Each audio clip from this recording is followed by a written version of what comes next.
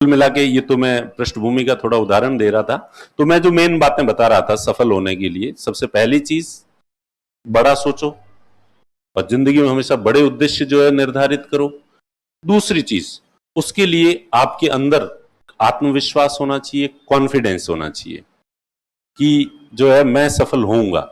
आप भले कितनी, और इस दौरान इस रास्ते में कई समस्याएं आएगी, कई चुनौतियां आएगी, कई तकलीफें आएगी, और उन तकलीफों से तुम्हें जो है वो हार नहीं माननी है।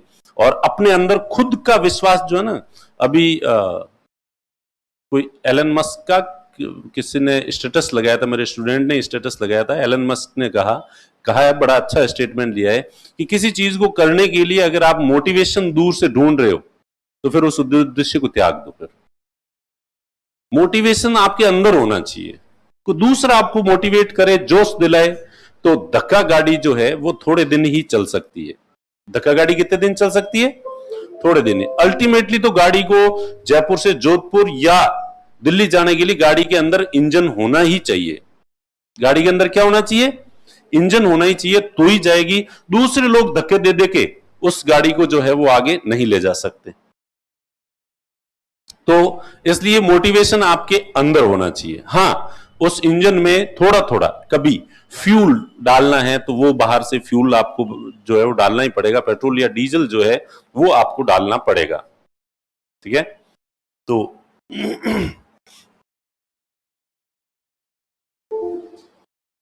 तो ये मैं लेके आया हूं कि भाई सफल होने के लिए कौन कौन से मूल मंत्र जो है वो होते हैं, होने चाहिए।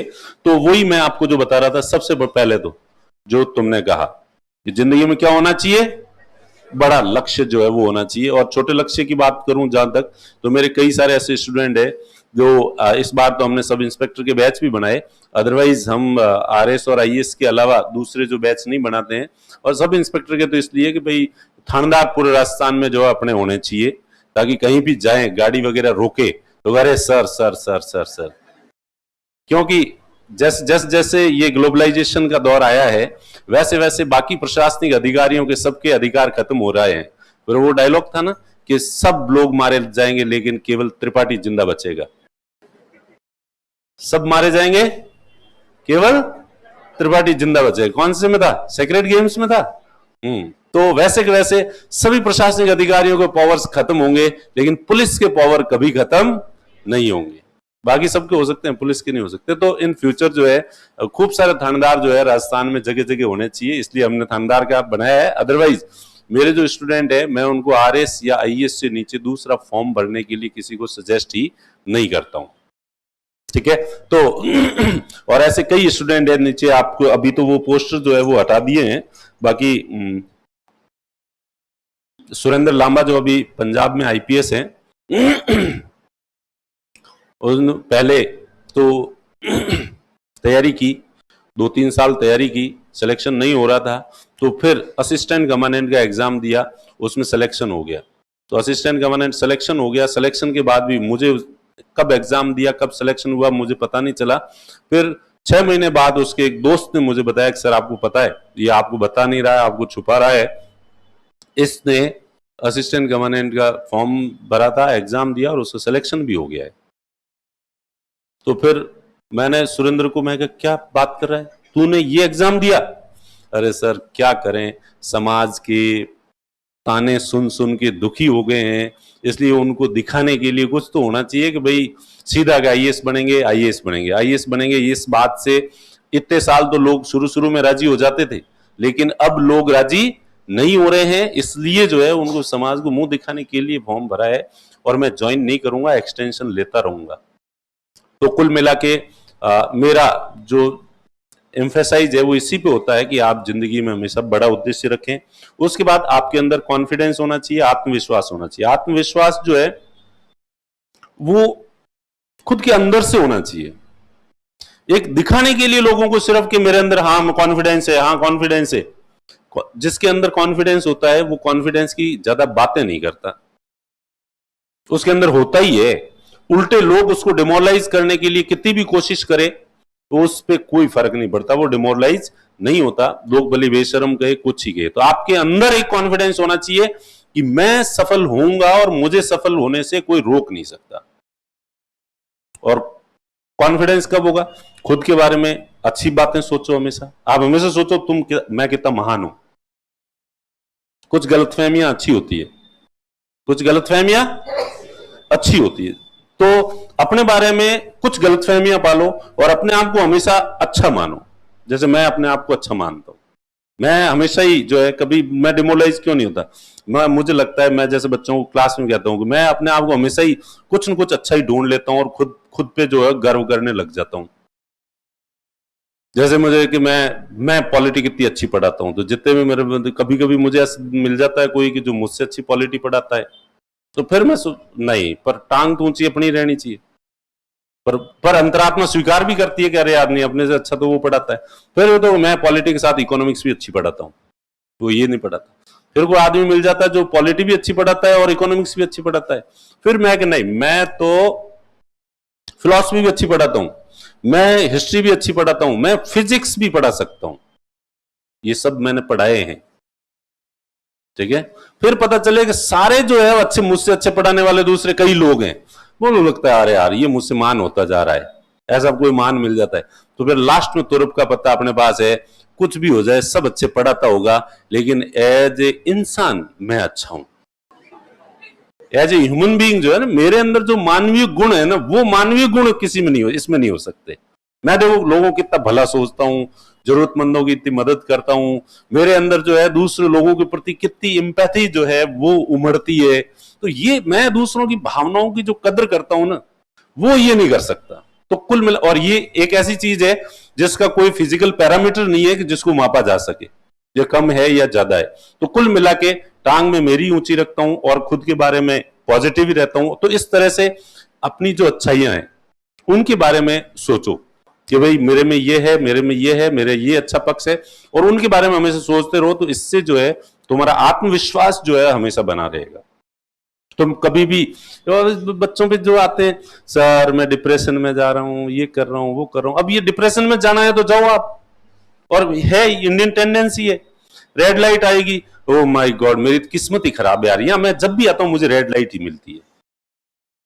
रेलवे फाटक आ रही है बीच में, मैं जब भी आता हूं ये फाटक मेरे लिए तो बंद ही मिलती है, मेरी तो किस्मत ही खराब। अब सोचना है तो ऐसे सोच लो, नेगेटिविटी का कोई लिमिट नहीं है। अगर आप नेगेटिव सोचना चाहो तो नेगेटिव सोच सकते हो, वरना ये कि ये अगर इसी में आपको रेड लाइट, जबकि रेड लाइट हमेशा नहीं आती है, आपको याद वही रहता है कि जब जब रेड लाइट आई वो आपको याद रहा, कितनी बार वो ग्रीन थी वो आपने ध्यान ही नहीं दिया। तो अब इसी चीज को पॉजिटिव सोचना है, तो आप रूम से यहां तक आए हो, आपको पता है इस दौरान, इस टाइम में, रूम से यहां तक आने में आपको आधा घंटा लगा है। इस आधे घंटे में रोड एक्सीडेंट में पूरी दुनिया में सैकड़ों हजारों लोग जो है वो मरे हैं, किसी न किसी धरती के कोने पे। अब आप पॉजिटिव सोच सकते हो, अरे यार मैं वहां से यहां तक आया, इस दौरान 1000 लोग एक्सीडेंट में दुनिया में मरे कहीं न कहीं, और जिनकी कोई गलती नहीं थी ऐसे भी लोग मरे, और मैं नहीं मरा। और यार मैं कितना किस्मत वाला हूं, और मैं आज भी नहीं, पिछले 10 साल से रोड पे घूम रहा हूं, और 10 साल में तो करीब लाखों करोड़ों की संख्या में लोग मरे हैं एक्सीडेंट में, और मैं नहीं मरा। अरे यस, ओ माय गॉड, मैं कितना खुशकिस्मत हूं। तो जिंदगी में सोचने के दोनों नजरिए हो सकते हैं। आप क्या देखना चाहते हो, आपका दृष्टिकोण सकारात्मक है तो आपको पॉजिटिव सोचोगे, और आपका दृष्टिकोण नकारात्मक है तो आप नेगेटिव जो सोचोगे। सबसे बड़ा लक्ष्य रखो, ठीक है। उसके बाद कॉन्फिडेंस होना चाहिए अपने अंदर, और कॉन्फिडेंस कब आएगा, जब आप ज्यादा से ज्यादा पॉजिटिव सोचोगे, सकारात्मकता जो है वो सोचोगे। उसके बाद परिश्रम के बिना तो कुछ होता ही नहीं, मेहनत तो करनी पड़ेगी। अब आप सोच सोच के लड्डू खाते रहो, बस सोच रहा हूं, सोचो देखें पॉजिटिव। परिश्रम का कोई विकल्प नहीं होता, मेहनत तो करनी पड़ेगी, और मेहनत करने के लिए जन्मे हैं। इस लॉकडाउन में लगभग पूरी दुनिया को ये रियलाइज करवा दिया कि बैठे रहना, पड़े रहना कोई जिंदगी का सुख या सुकून नहीं है। और फिर आप लोगों को अभी नहीं है, आने वाले टाइम में जब बेरोजगार लंबे समय तक रहोगे तो मेहनत करने का, रोजगार का जो महत्व समझ में आ जाएगा। तो परिश्रम करना ही पड़ेगा, और कठोर परिश्रम करना पड़ेगा। कैसा परिश्रम? और परिश्रम करने में भी आनंद। और अपना तो परिश्रम ही क्या, पढ़ाई करनी। पढ़ाई करने से बेहतर लाइफ में कोई काम है ही नहीं। आदमी ने नींद लेने के अलावा जिंदगी में अगर सबसे ज्यादा कोई काम किया है, करता है हर आदमी, तो वो पढ़ाई करना है। और सबसे ज्यादा एक ही काम किया, नींद लेना तो कोई काम है नहीं। तो सबसे ज्यादा जो है वो तुम अपनी जिंदगी में एक ही काम करोगे, और वो करोगे, पढ़ाई की है तुमने अब तक। और इतने समय तक यही काम है जो किया जा सकता है, बाकी वाला कोई काम नहीं किया जा सकता।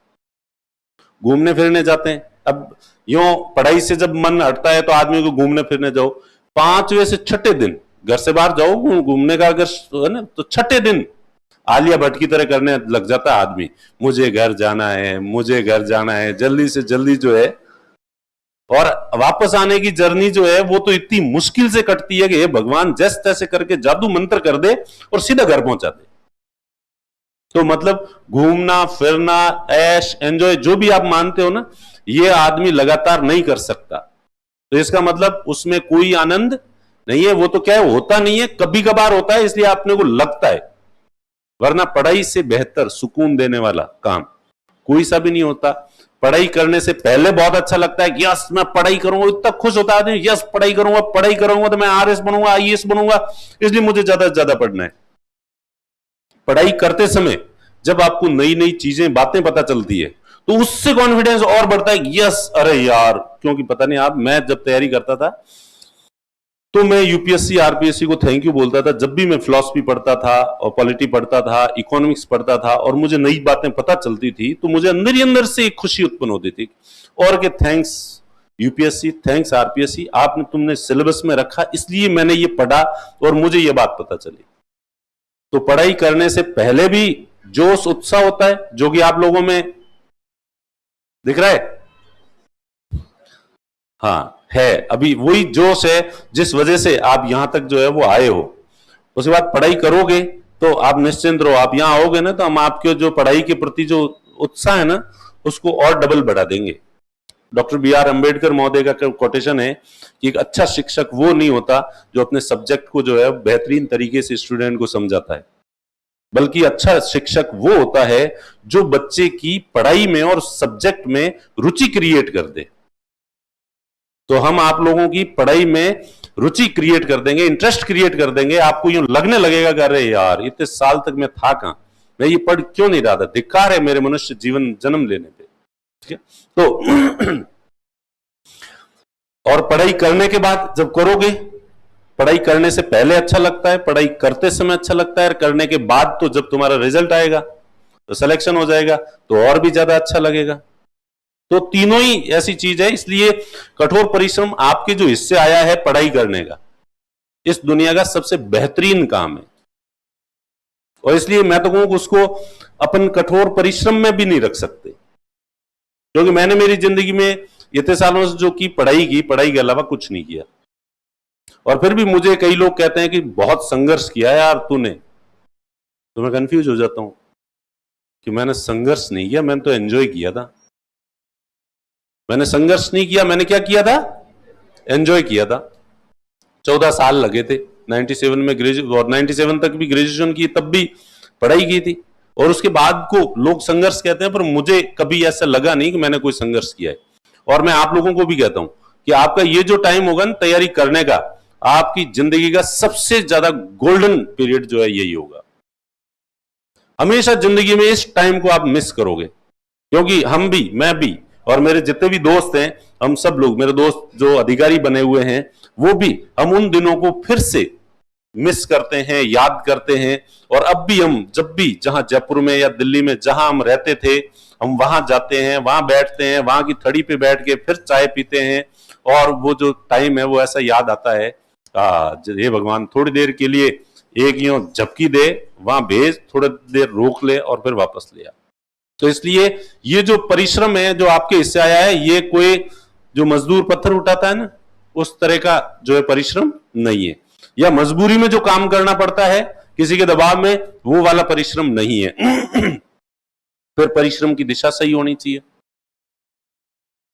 कोई मतलब मारवाड़ी में कहावत है, खबर खेतर में दौड़ने मतलब नहीं है। ठीक है, तो डायरेक्शन आपका जो है सही होना चाहिए। और इसके लिए भी वो जो मैं किस्सा सुनाता हूं विवेकानंद जी वाला, कि विवेकानंद जी एक बार गए, एक साधु ने चैलेंज किया और कहा कि देखो मैं पानी के ऊपर चल के दिखा सकता हूं। विवेकानंद जी ने कहा दिखाओ। तुम क्या दिखाओ? तुम दिखाओ, मैं भी दिखा सकता हूं। तो आदमी जो है वो साधु पानी के ऊपर जो है नदी के ऊपर यूं चल के वापस आ गया। विवेकानंद जी को कहा कि लो अब तुम भी दिखाओ देखे मुझे। तो विवेकानंद जी ने नाव वाले को दिए 50 रुपए और कहा उधर से उधर वापस लेके आ जा मुझे। तो साधु ने कहा ये चीटिंग है, ये क्या है, ऐसे चल के देखो मेरी तरह। तो कि मैंने 20 साल तपस्या करके ये सिद्धि प्राप्त की है। तो विवेकानंद जी ने कहा मूर्ख 20 साल क्यों खराब किए, जब 50 रुपए में ये काम आसानी से हो जाता है तो इस काम के लिए 20 साल खर्च करने की जरूरत नहीं थी। तो आप क्या पढ़ाई कर रहे हो, क्या कठोर परिश्रम कर रहे हो, सही दिशा में तो कर रहे हो या नहीं कर रहे हो? या उस साधु की तरह जो काम 50 रुपए में हो सकता है उस चीज के लिए जो है वो आप 20 साल खर्च करने की जरूरत नहीं है। तो आपकी परिश्रम की दिशा जो है वो सही होनी चाहिए। जो पढ़ रहे हो एग्जाम पॉइंट ऑफ व्यू से पढ़ रहे हो या नहीं पढ़ रहे हो। उसके बाद कंटिन्यूटी, कभी घी गणान कभी मुठी चना। तो कभी कभी तो पढ़ लोगे 15-15, 18-18 घंटे, और 5-7-10 दिन 18-18 घंटे पढ़ लिए, फिर अगले 2 महीने तक जो है वापस पढ़ाई नहीं की। रोजाना भले 6 घंटे पढ़ो, पर्याप्त है। 6 आवर्स, एग्जाम सर पे नहीं हो तो 6 घंटे पर डे पढ़ो, लेकिन 365 में से 355 दिन आपकी पढ़ाई होनी चाहिए। तो कंटिन्यूटी का महत्व है, निरंतरता का महत्व है। ठीक है, तो वो आपके अंदर जो है वो होनी चाहिए। और कंटिन्यूटी कब रहेगी? जब आपके अंदर पेशेंस हो। बहुत सारे स्टूडेंट होते हैं जो आते ही मुझे लगता है अरे यार ये कितना ब्रिलियंट है, ये तो 100% सेलेक्ट होगा। लेकिन ईश्वर के घर पे न्याय है। कुछ लोगों को दिमाग ज्यादा देता है ना, तो उसको पेशेंस नहीं देता। ईश्वर सब चीजें एक ही आदमी को दे दे तो फिर तो ईश्वर का न्याय कहां गया? तो इसलिए ईश्वर न्याय प्रिय है। जिन लोगों को बहुत ज्यादा दिमाग देता है, तुम में से जो जिनके बहुत ज्यादा दिमाग है, जो मानते हैं मैं ब्रिलियंट हूं, तो उसमें ईश्वर वो कीड़ा दे देता है एक दूसरा। तो उसमें पेशेंस नहीं होता, फुदुक फुदुक फुदुक फुदुक करता है। ठीक है, तो अपने को ईश्वर ने जो है ज्यादा दिमाग नहीं दिया, तो ज्यादा दिमाग नहीं किया तो उसका क्षतिपूर्ति ईश्वर ने कंपेंसेट कैसे किया? पेशेंस खूब दे दिया। और पेशेंस रखने के अलावा अपने पास दूसरी कोई चॉइस भी नहीं थी। तो इसलिए मैं आज जहां खड़ा हूं, जो कुछ भी हूं, मैं कोई इंटेलिजेंट आदमी नहीं हूं ज्यादा, लेकिन ये फैक्ट है कि मेरे अंदर पेशेंस है। प्लस मैं जो है जितनी भी मेहनत कर रहा हूं, बहुत ही कम मेहनत होती है मुझसे, आलसी भी हूं मैं, पर जितनी करता हूं सही दिशा में करता हूं, उससे अलावा मैं नहीं करता। तो ये जो चीजें लिखी दी है, लक्ष्य बड़ा मेरे दोस्त ने रखना सिखाया, आत्मविश्वास को तो लग ही रहा है आपको मेरे अंदर। कॉन्फिडेंस नहीं रखे तो करें क्या? मारवाड़ी में एक भले थाप दिन गाल रात्रो आगनो पड़े तो ही रखो। ठीक है, तो वो अंदर से कॉन्फिडेंस तो फुल्ली है। कॉन्फिडेंस के बिना परिश्रम थोड़ा कम करता हूं, ठीक है, लेकिन जितना करता हूं सही दिशा में करता हूं। ठीक है, निरंतरता, निरंतरता काम ही एक ही है, और तो दूसरा कोई काम ही नहीं है। धैर्य, संवेदनशीलता, सेंसिटिविटी। ठीक है, संवेदनशीलता का मतलब ये होता है कि आप जब भी कोई सब्जेक्ट पढ़ो तो एक ऐसा नहीं कि भाई एग्जाम देना है इसलिए पढ़ो। थोड़ी देर के लिए जब इकोनॉमी पढ़ रहे हो ना, तो इकोनॉमी में डूब जाओ, उसको फील करो, उसको महसूस करो। जब पॉलिटी पढ़ते हो, फंडामेंटल राइट्स पढ़ते हो, डीपीएसपी पढ़ते हो, ड्यूटीज पढ़ते हो, कर्तव्य पढ़ते हो, तो कि भाई ये कर्तव्य है, तो केवल ऐसा नहीं कि ये रटने हैं कर्तव्य, फंडामेंटल ड्यूटीज। अरे यार ये कर्तव्य है, और क्या मैं इन कर्तव्यों को पूरा कर रहा हूं? क्या ये कर्तव्य सही रखे गए हैं? क्या दूसरे लोग कर्तव्य मानते हैं कि नहीं यार इस समय? और हमारे देश की इतनी बुरी हालत क्यों है? क्योंकि लोग अपने कर्तव्यों के प्रति बिल्कुल ही सजग नहीं है, हर कोई अपने अधिकारों के प्रति जा। तो ऐसा थोड़ा सा यूं फीलिंग के साथ जो है वो चीजों को, संवेदनशील एक मनुष्य होके इमोशंस के साथ सब्जेक्ट को जो है वो पढ़ा जाना चाहिए, उससे फील होगा। उससे वो क्या है कि नहीं तो बात सिर्फ अस्थायी रूप से यहां लिखी जाएगी और थोड़े टाइम में वो भूल जाओगे। लेकिन अगर आपने फील किया, जैसे फिल्म में क्यों याद रह जाती है आपको पूरी की पूरी, क्योंकि फिल्म को आप इमोशनली अटैच होकर देखते हो, जुड़ के देखते हो।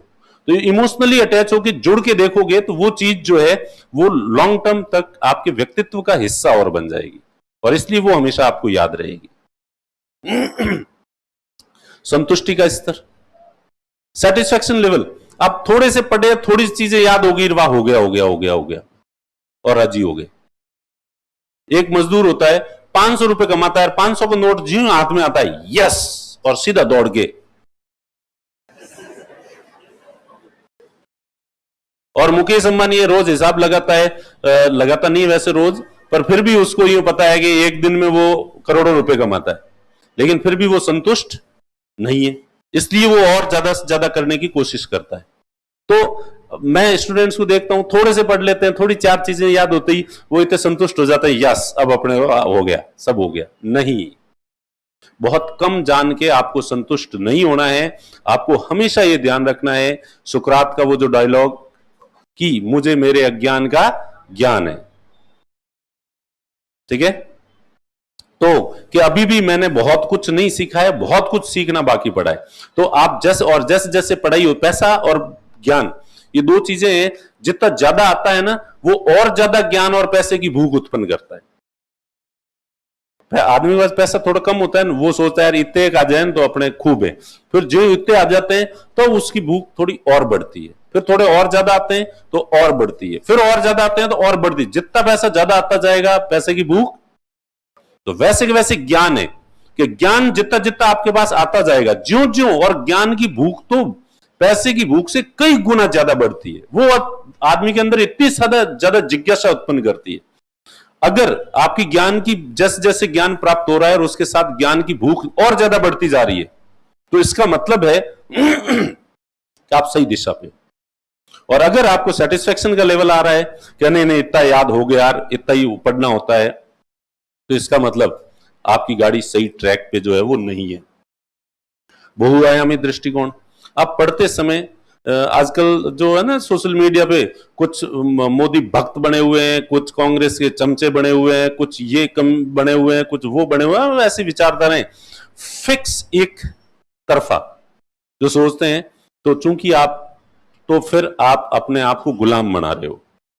इसके आपका जो नजरिया है वो मल्टी डायमेंशनल होना चाहिए, बहुआयामी दृष्टिकोण होना चाहिए, ठीक है। आप न्यूज़पेपर पढ़ोगे, जिस दिन पर्यावरणविद आर्टिकल लिखेगा तो वो लिखेगा कि सरकार की जो पॉलिसी सही नहीं है और पॉल्यूशन इतना बढ़ रहा है, व्हीकल इतने बढ़ गए हैं, गाड़ियां इतनी बढ़ गई है, लोग, एक आदमी है अकेला और वो 7 सीटर ऑडी में बैठ के आता है, जबकि उसको जो है वो साइकिल पे आना चाहिए, जिससे कि इसका पर्यावरण जो है वो नहीं बिगड़े, तो वो केवल पर्यावरण पे जोर देगा।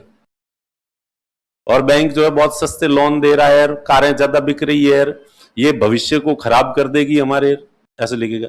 दूसरे दिन अर्थशास्त्री लिखेगा, वो लिखेगा कि सरकार की कोई पॉलिसी नहीं है, तो फोर्ड कंपनी भारत से बंद होकर चली गई है, और जबकि भारत के अंदर भारत की पॉपुलेशन देखी जाए तो उसकी तुलना में कारों की जो संख्या है वो बहुत ही कम है पूरी दुनिया में, ठीक है। तो इस तरह से अर्थव्यवस्था आगे कैसे बढ़ेगी, सरकार को विशेष उपाय करने चाहिए जिससे कि कारों का प्रोडक्शन और बढ़े, और हर गरीब, हर आदमी के पास जो है गाड़ी होनी चाहिए, ताकि वो डायलॉग बोल सके कि मेरे पास गाड़ी है, बंगला है, बैंक बैलेंस है, तुम्हारे पास क्या है, ठीक है। तो हर आदमी के पास गाड़ी होनी चाहिए। अर्थशास्त्री अर्थशास्त्र के हिसाब से सोचेगा, पर्यावरणविद पर्यावरण के बारे में सोचेगा, जैसे में कोई आदमी इतनी गाड़ियां होगी, इतने एक्सीडेंट होंगे, और इतने एक्सीडेंट होंगे, इतने लोग मरेंगे, इसलिए जो है वो गाड़ियां नहीं होनी चाहिए। तो सबके अलग अलग नजरिया, आपका जो नजरिया है वो संतुलित होना चाहिए। आपको इकोनॉमी का भी ध्यान रखना है, आपको पर्यावरण का भी ध्यान रखना है, आपको सामाजिक स्थितियों का भी ध्यान रखना है, तो आपका जो नजरिया है वो बहुआयामी दृष्टिकोण जो है वो होना चाहिए। और ये जिंदगी में किसी भी फील्ड में जाने के लिए ये आपके व्यक्तित्व का एक हिस्सा होना चाहिए कि आप एक ही लाइन में जो है वो नहीं सोचें। उसके बाद जो है स्वयं का निष्पक्ष मूल्यांकन। मैंने कहा ना, खुद के बारे में गलतफहमियां पालो, अच्छाइयों के बारे में सोचो, पर अच्छाइयों के बारे में उतना ही सोचो। कहीं ऐसा नहीं हो कि इतनी गलतफहमी में ही रह दो। तो स्वयं का निष्पक्ष मूल्यांकन करते समय इसमें बैलेंस होना चाहिए। अपनी अच्छाइयों और अपनी कमियों दोनों को देखना होता है। और कमियों को इसलिए नहीं देखना होता है कि कमियों को देख के रोना रोए। कमियों को इसलिए देखना होता है कि कमियों को देखकर उनको दूर किया जा सके, और जो हर कमी है उसको दूर किया जा सकता है।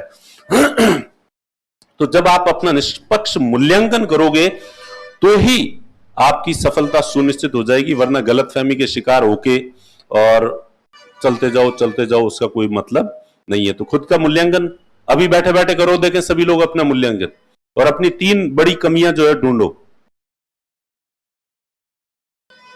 जो ईमानदारी से 3 कमियां ढूंढ लेगा उसको 24 घंटे के अंदर अच्छी खुशखबरी मिलेगी, और जिस किसी ने मजाक समझ के इसको उड़ा दिया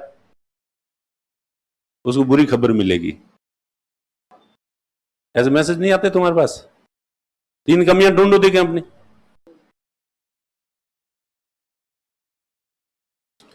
तो ये 3 ही है। तो 3 नहीं, तुम्हारे अंदर हजारों, तुम गलतियों के पुलिंदे हो। क्या हो? और तुम नहीं, मैं भी हूं, पूरी दुनिया है। खलील जिब्रान का स्टेटमेंट है कि अगर पाप और पुण्य की परंपरागत व्याख्याएं सही है तो मेरा जीवन पापों की एक श्रृंखला के सिवाय कुछ भी नहीं। इसे कहते हैं सच्चा आत्ममूल्यांकन। अगर पाप और पुण्य की परंपरागत व्याख्याएं सही है, अगर जो समाज कहता है कि ये पाप है ये पुण्य अगर सही है, तो खलील जिब्रान कहता है कि मेरा जीवन जो है ना पूरी पापों की एक श्रृंखला है। मैंने जीवन में पाप ही पाप किए हैं, इसका मतलब। ठीक है, तो ये होता है खुद का मूल्यांकन। आप कर सकते हो, आप पढ़ाई सही कर रहे हो, नहीं कर रहे हो, सही दिशा में कर रहे हो, जितनी करनी चाहिए उतनी कर रहे हो या नहीं कर रहे हो। ठीक है, तो ये पॉजिटिव दृष्टिकोण, चीजों के बारे में पॉजिटिव सोचो जो भी आपके आसपास घटित होती है। अब हर चीज में कमी कमी ढूंढते रहोगे तो आप नहीं सीखोगे। दुनिया में वो आदमी सबसे ज्यादा सीखता है जिसका दृष्टिकोण सकारात्मक होता है। आपके सामने कोई आदमी है, उसमें अच्छाई भी है बुराई भी है, आपको केवल बुराइयां दिख रही है तो इसका मतलब है कि आपका दृष्टिकोण जो है नेगेटिव है, और आपको उसमें अच्छाइयां दिख रही है तो आपका दृष्टिकोण पॉजिटिव है। तो कोचिंग संस्थान ज्वाइन करो, भले कोई सा भी करो। आप कोई बुक पढ़ते हो, उसमें गलतियां भी होती है।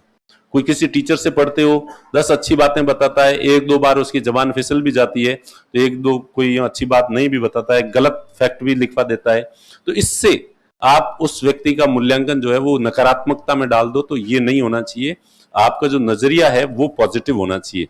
लोगों के अंदर अच्छाई देखो, दुनिया के अंदर अच्छाई देखो, और दुनिया के अंदर अच्छाई देखोगे तुम्हें अच्छाई दिखेगी तो तुम हमेशा पॉजिटिव रहोगे तो तुम हमेशा खुश रहोगे। ठीक है, इसलिए दुनिया के बारे में छिद्रान्वेषी ज्यादा नहीं बनना है। तो हमारे गांव में है एक, तो कोई कह दो कि फलाना आदमी मास्टर बन गया, मास्टर ही तो बना है, कौन सा थानेदार बना है? तो क्या जितने में कोई थानेदार, क्या वो थानेदार बन गया? थानेदार ही तो बना है, कौन सा डिप्टी बना है? जितने में किसी के डिप्टी का रिजल्ट आया, डिप्टी के बारे में बता दे, फलाना डिप्टी बना है, डिप्टी बना, कौन सा एसपी बना है? एसपी बन गया, कौन सा गृह मंत्री बना है? तो क्या वो फलाना आदमी गृह मंत्री बन गया, कौन सा मुख्यमंत्री बना है? जो गृह मंत्री तो बना है। तो क्या फलाना मुख्यमंत्री बन गया, मोदी थोड़ी बना है। प्रधानमंत्री बन गया दिखा है तो है, मुख्यमंत्री में क्या है? तो मोदी बन गया, मुख्य प्रधानमंत्री मोदी, ऐसा है वैसा है। अमेरिका का राष्ट्रपति बने तो कोई मतलब है? तो मतलब ये है एक नकारात्मक जो है दृष्टिकोण का एक उदाहरण है कि उस आदमी को कुछ ही बता दो भले ही। तो क्या ट्रंप जो है अमेरिका का राष्ट्रपति बन गया, भगवान थोड़ी बना है। तो नजरिया जो है वो कैसा होता है? तो ये हर चीज में कमी देखना, क्रिटिसाइज करना, कमी देखना, ये नहीं होना चाहिए। आप पॉजिटिव जितने देखोगे और सोचोगे इतने खुश रहोगे, खुश मिजाज रहोगे, शांत रहोगे, चिल रहोगे, और शांत और चिल जितने रहोगे उतना ग्रास्पिंग पावर बढ़ेगा आपका। जो भी चीजें आएगी वो आपको याद रहेगी। मस्त मौला अगर आप रहोगे तो।